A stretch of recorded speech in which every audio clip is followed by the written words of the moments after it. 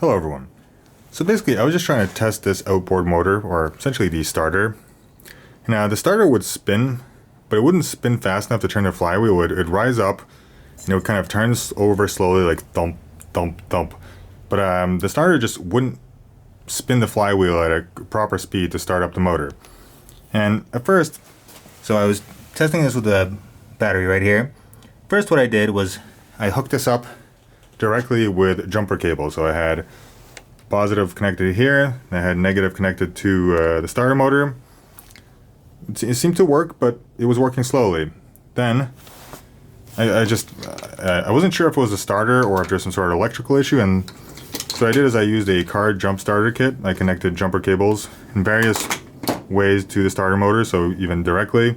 First I was thinking maybe the cable, this red cable here that supplies the starter motor is bad, it has a bad connection. So I redid all the connections, I tested everything, and at this point I was basically sure the starter motor is bad, because no matter what it would spin, but it wouldn't spin fast enough to really start the motor in any way.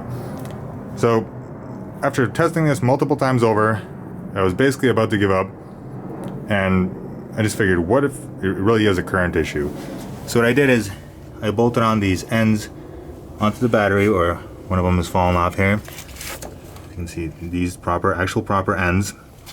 Connected into the battery, used very high quality, good condition cables, connected everything correctly, connected the ground, turned the key, and the starter instantly worked perfectly. It spun the motor very quickly.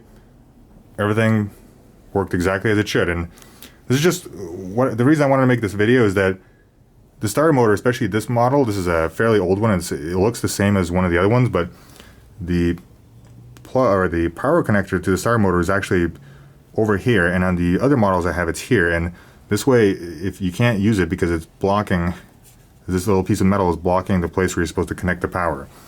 So I'm not sure basically if older starter motors require even more current than slightly newer ones, but for the starter motor to work, it needs 100% of the current that it's supposed to get. So if you have any bad connection, bad wire, and essentially if you're using jumper cables or anything that isn't perfectly connected to the battery, from the battery to the motor, essentially to the starter motor, it will not work correctly.